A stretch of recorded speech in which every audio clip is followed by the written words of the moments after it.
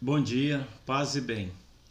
Veremos neste módulo os principais pontos da Declaração Dignitatis Humanae, que trata sobre a liberdade religiosa, antes condenada pela própria Igreja e que agora o Vaticano II reconhece, que passa a ser reconhecido pelo Concílio Vaticano II e que é de suma importância tanto para o diálogo ecumênico, com os irmãos separados, quanto para o diálogo interreligioso com os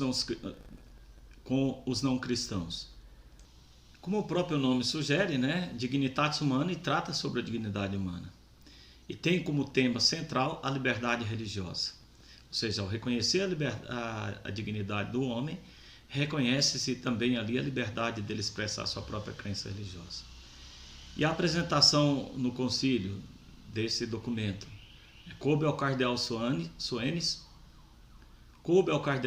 no dia 4 de julho de 1963, ele que fazia parte ali da comissão coordenadora do concílio. E a consciência que os padres conciliares tinham à época, que a liberdade religiosa é um direito natural da pessoa, no sentido de seguir sua própria consciência em questões religiosas.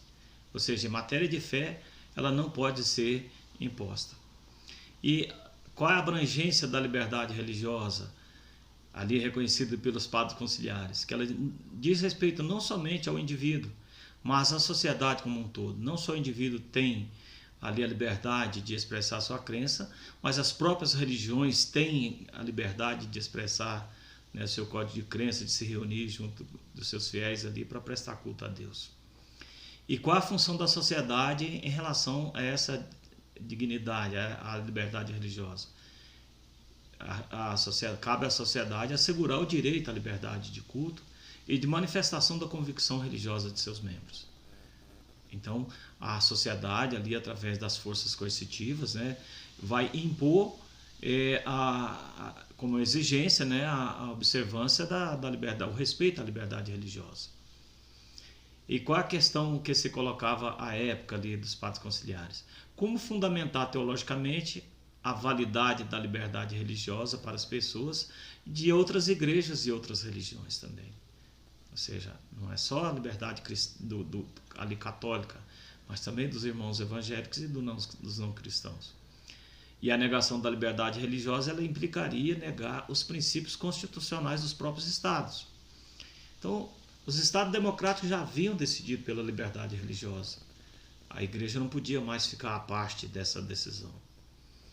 E a conclusão que os padres conciliares chegam, daqueles padres, dos bispos, dos cardeais que estavam ali, e a conclusão que os cardeais reunidos ali no concílio chegam, que a liberdade religiosa não fere a verdade da revelação cristã, pois a verdade do evangelho impõe-se a todas as pessoas por força própria, pela ação da graça, e só pode florescer num clima de liberdade.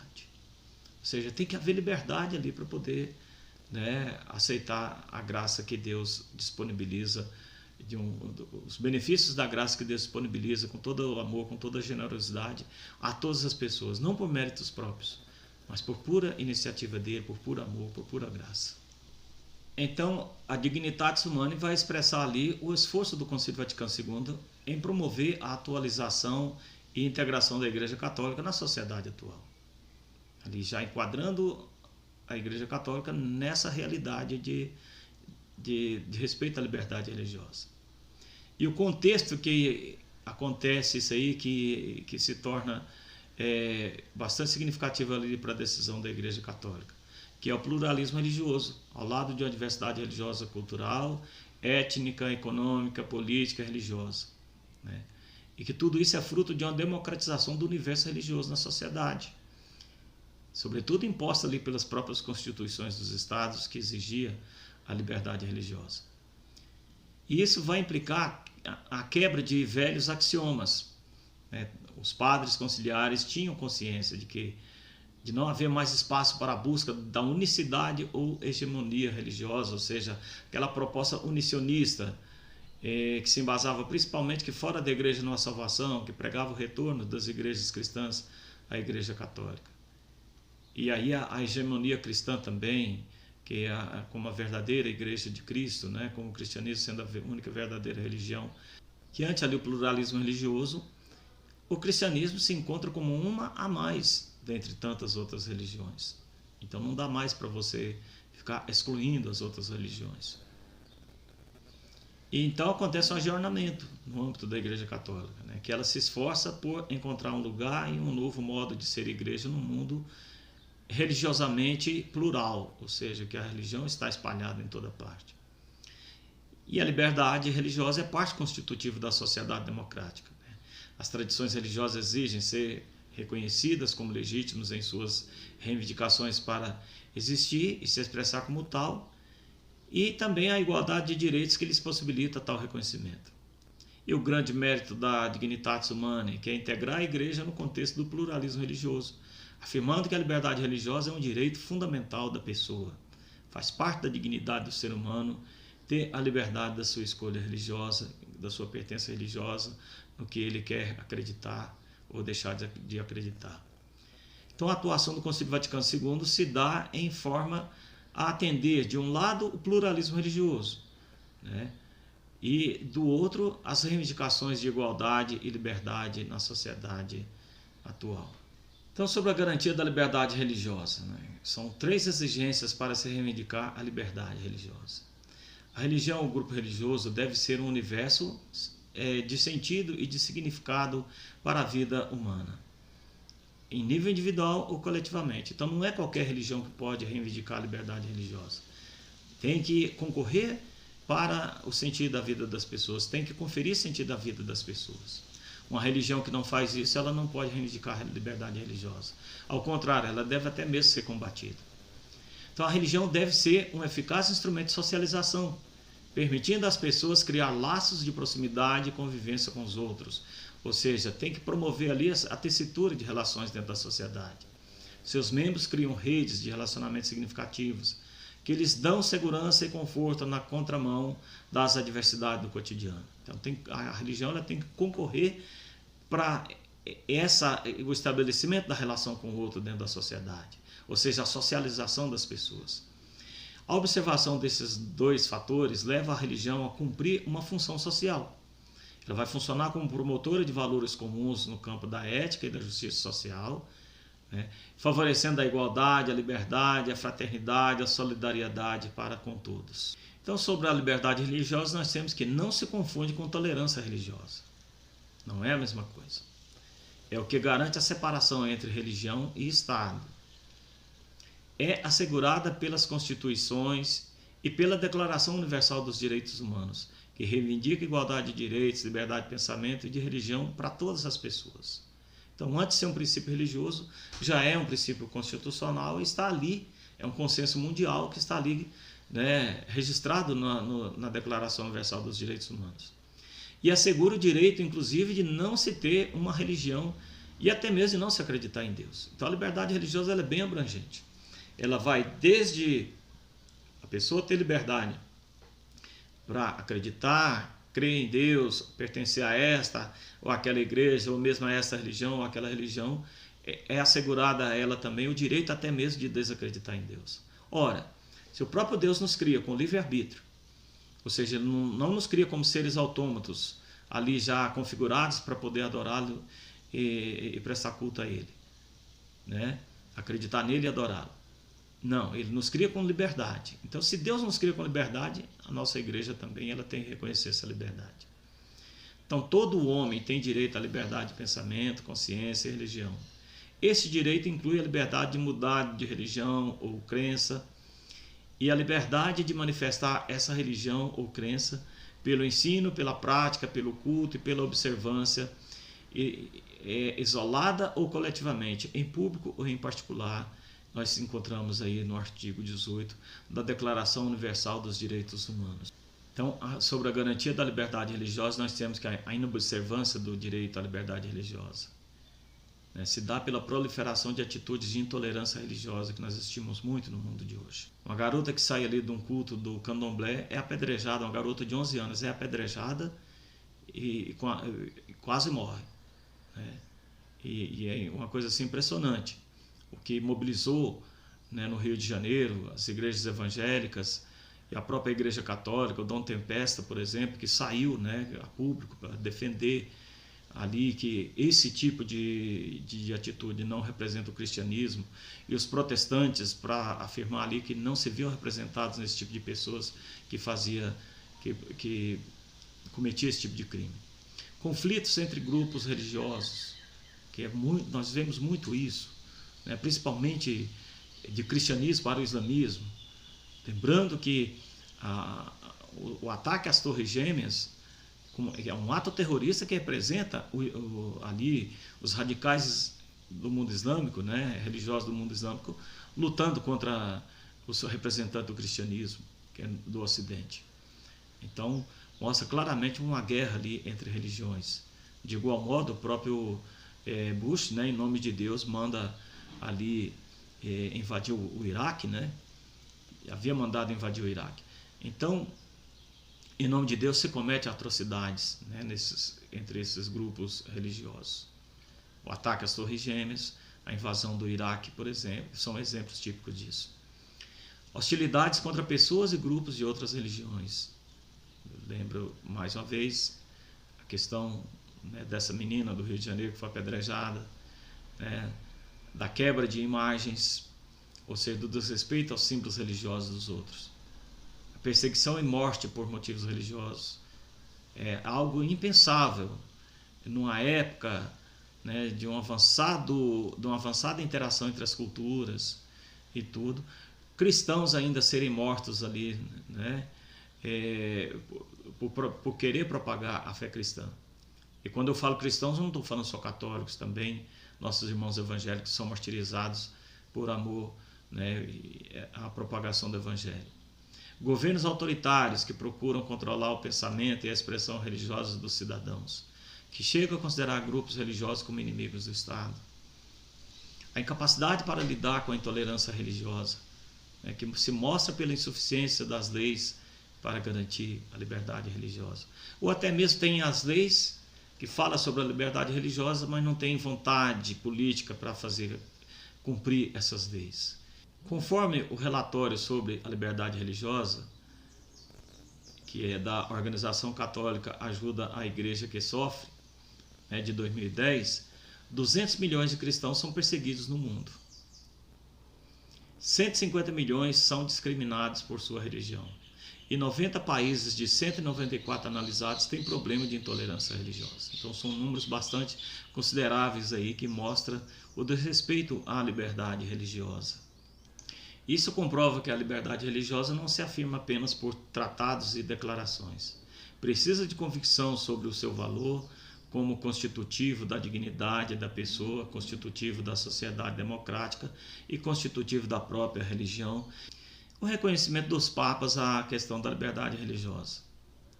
A mensagem do Papa João Paulo II aos chefes de Estado em 1998. A liberdade religiosa constitui o coração dos direitos humanos. Essa é de tal maneira inviolável que exige que se reconheça às pessoas a liberdade de mudar de religião, se assim sua consciência demandar. Cada qual, de fato, é obrigado a seguir sua consciência em todas as circunstâncias, e não pode ser constrangido a agir em contraste com ela. Devido a esse direito inalienável, ninguém pode ser obrigado a aceitar, pela força, uma determinada religião, qualquer que sejam as circunstâncias ou motivações. Temos ainda aí a mensagem do Papa Bento XVI ao embaixador do Irã na Santa Sé em 2009. Entre os direitos universais, a liberdade religiosa e a liberdade de consciência ocupam um lugar essencial, porque são a fonte das outras liberdades. Sobre a intolerância religiosa, nós temos que os sistemas totalitários pregam a uniformidade como forma de controle da vida social. Ou seja, a homogeneidade ali, né, de pensamento, e por isso vai passar por cima da liberdade religiosa. Então há uma repressão ao pluralismo religioso na sua forma de organizar-se e manifestar-se socialmente. E aí cria-se polarizações entre cultura e religião, política e religião e economia e religião. E a liberdade religiosa passa a ser vista como ameaça à estabilidade da relação entre esses polos e ameaça à própria ideologia social. Então a intolerância se dá pelo não reconhecimento da liberdade religiosa como um direito básico do ser humano. É a negação do direito do ser humano a essa liberdade religiosa. E a intolerância implica na pretensão de possuir a verdade, a certeza, o que torna alguém incapaz de aceitar outros posicionamentos. E toda intolerância tende ao totalitarismo. Uma pessoa se torna intolerante quando mantém atitudes de ódio sistemático, de agressividade irracional em relação aos outros, à sua maneira de ser, a seu estilo de vida, às suas crenças e convicções. Tradicionalmente, a religião tem sido o principal agente de intolerância, como também sua própria vítima. Ou seja, se a própria religião é vítima, é perseguida, né, quando nós vemos cristãos serem mortos aí por proclamar o evangelho, mas também a própria religião é motivo de intolerância quando prega o fundamentalismo religioso, principalmente a partir de leituras no sentido literais do que está escrito na Bíblia. Sobre os passos para a convivência social, né, ideal, né, entre pessoas religiosas ou não religiosas, nós temos, né, que a tolerância ela significa parar de combater o que não se pode mudar. Ou seja, aquilo que não pode ser mudado por mim, que são verdades de fé ali para o outro, eu tenho que parar de combater. E a tolerância, e o fato de tolerar o outro não basta, né? Porque quem tolera não necessariamente deixa de odiar. É preciso reconhecer o valor do outro em si mesmo, né? E não a partir do que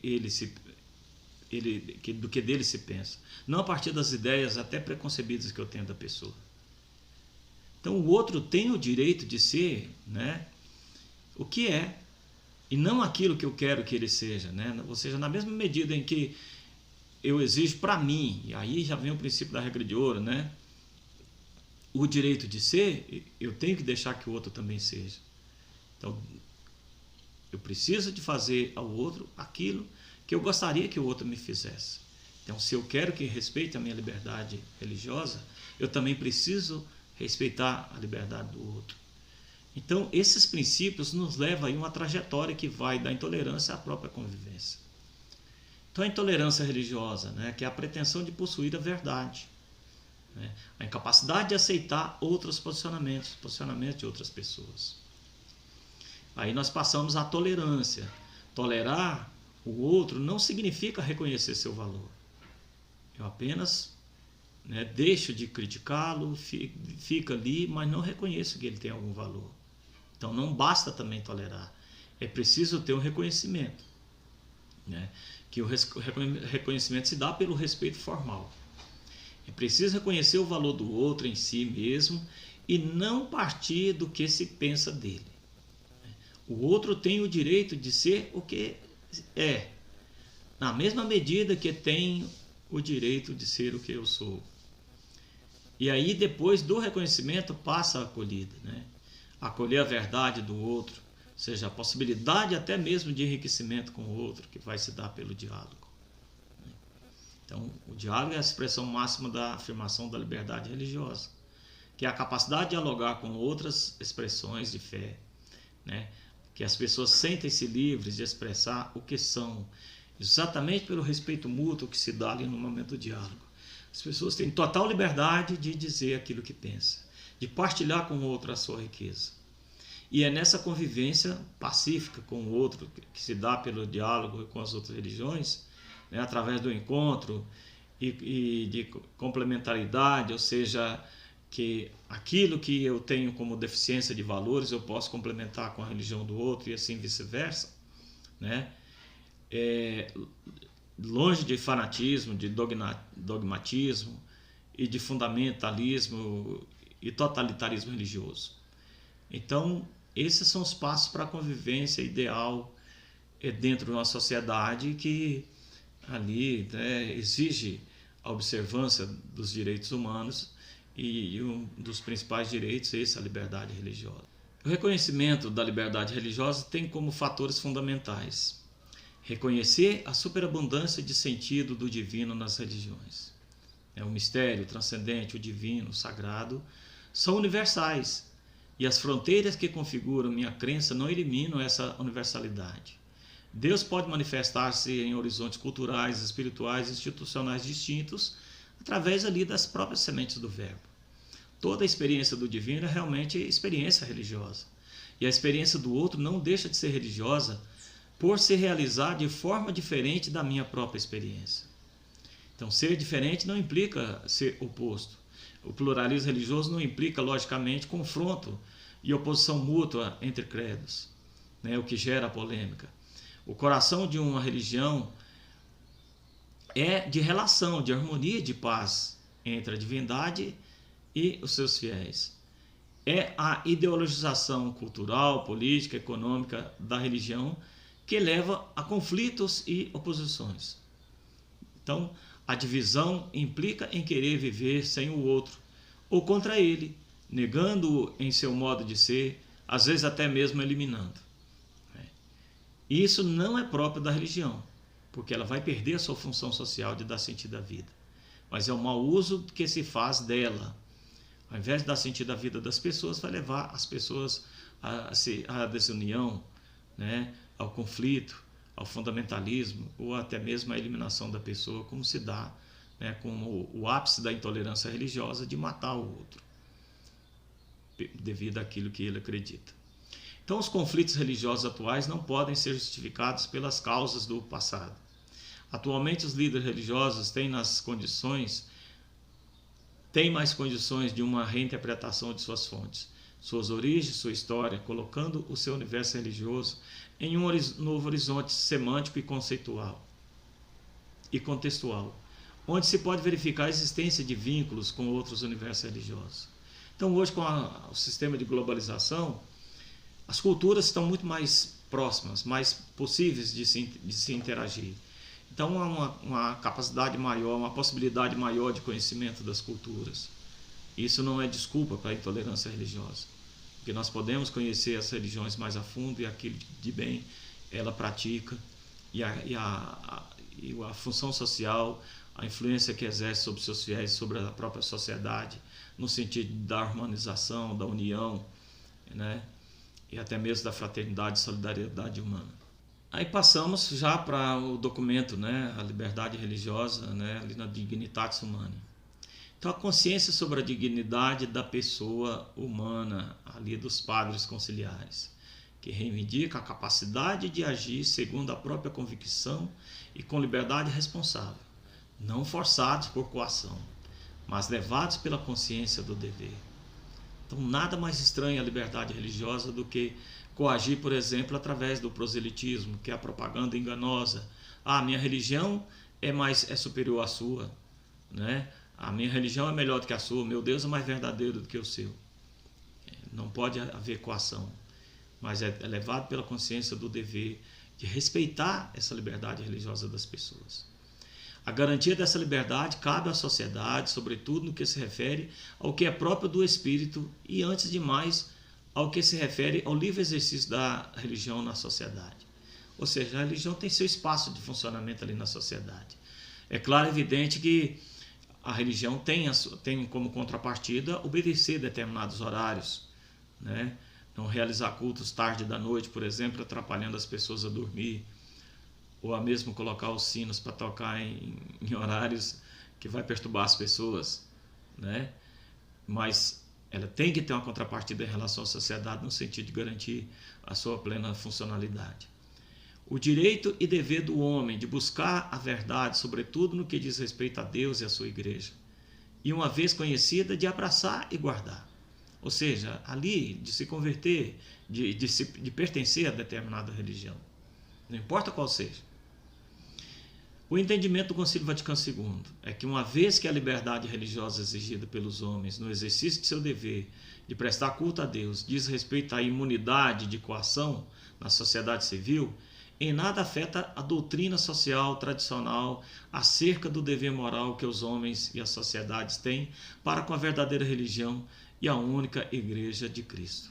Ou seja, a decisão dos padres conciliares em nada fere ali aquilo que já era próprio da sua tradição. O conceito de liberdade religiosa da Dignitatis Humanae, que se tornou uma referência aí no meio do movimento ecumênico, né, e do diálogo interreligioso, né, que se tornou uma referência acadêmica ali, inclusive nos trabalhos acadêmicos.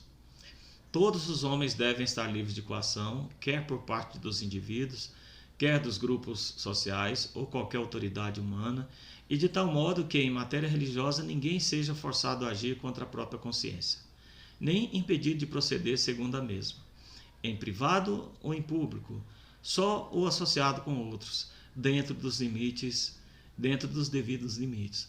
Ou seja, desde que observados os limites ali impostos pelas normas, pelas leis, né, que é responsável ali pela harmonia dentro da sociedade, tanto em nível coletivo como individual, deve-se respeitar a liberdade religiosa. Então, o fundamento da liberdade religiosa está ali na dignidade da pessoa humana, sobretudo, né, no fato de ter sido criada a imagem e semelhança de Deus, que se torna conhecida pela palavra de Deus e a própria razão. O fundamento da liberdade religiosa ela não se funda na disposição subjetiva da pessoa, mas na sua própria natureza, né, a dignidade da pessoa humana.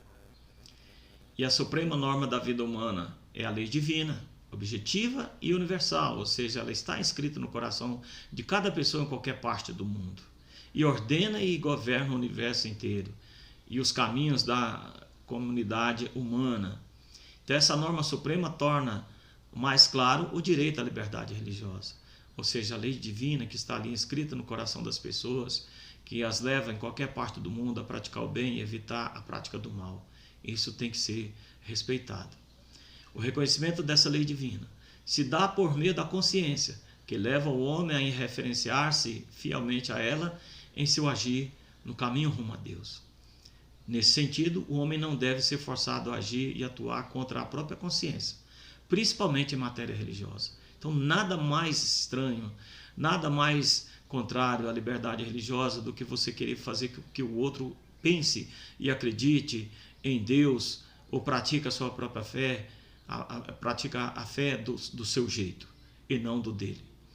Então, no exercício da religião, pela natureza desta, consiste primeiro que tudo em atos internos voluntários e livres, pelos quais o homem se ordena diretamente para Deus.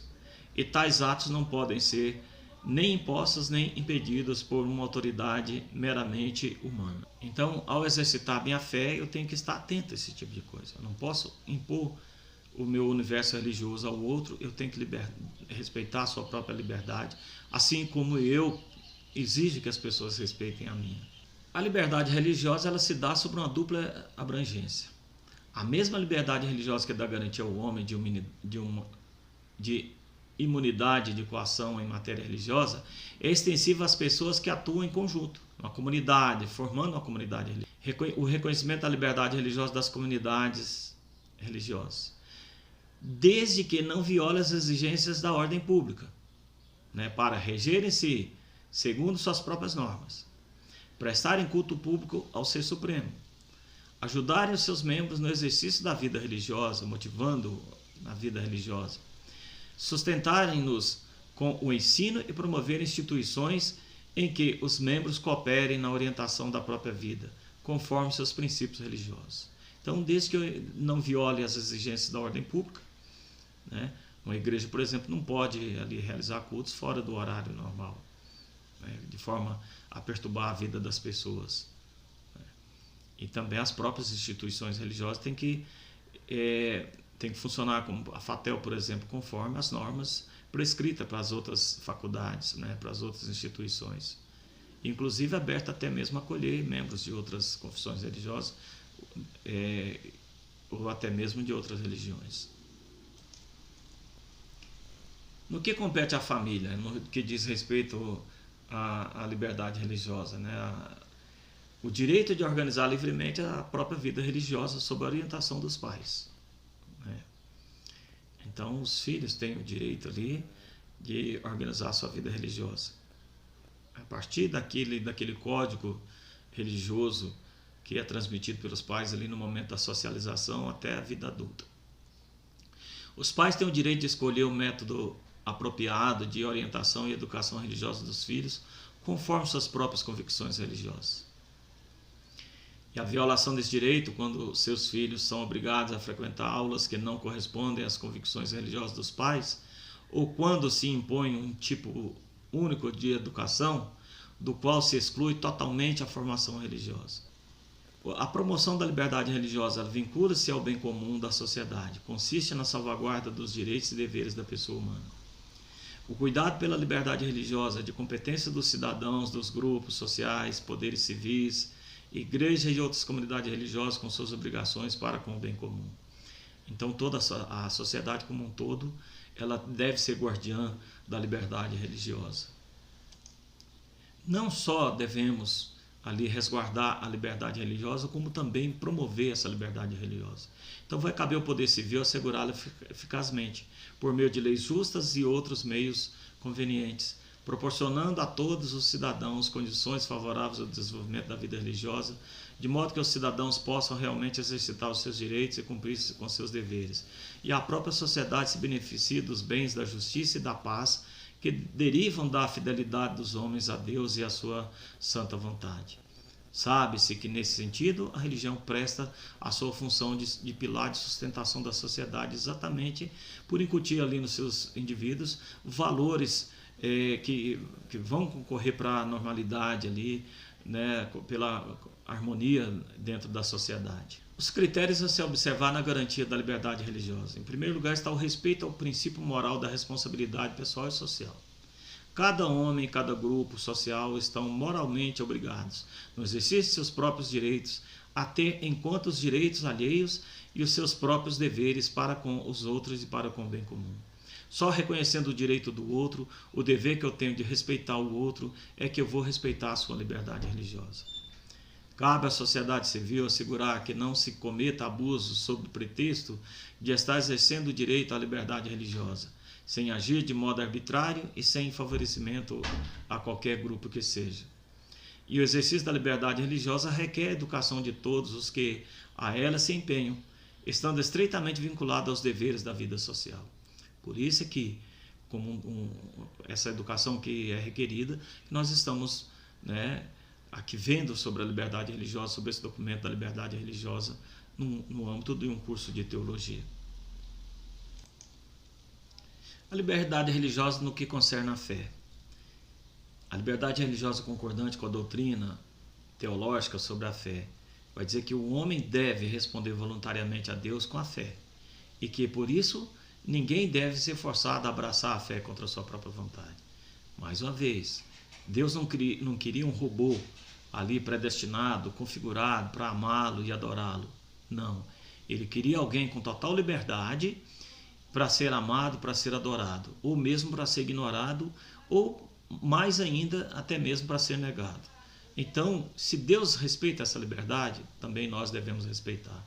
No que se refere à liberdade religiosa concordante com a doutrina teológica sobre a questão da fé, os padres conciliares vão ali defender que o homem deve responder voluntariamente a Deus com a fé e que, por isso, ninguém deve ser forçado a abraçar a fé contra a vontade.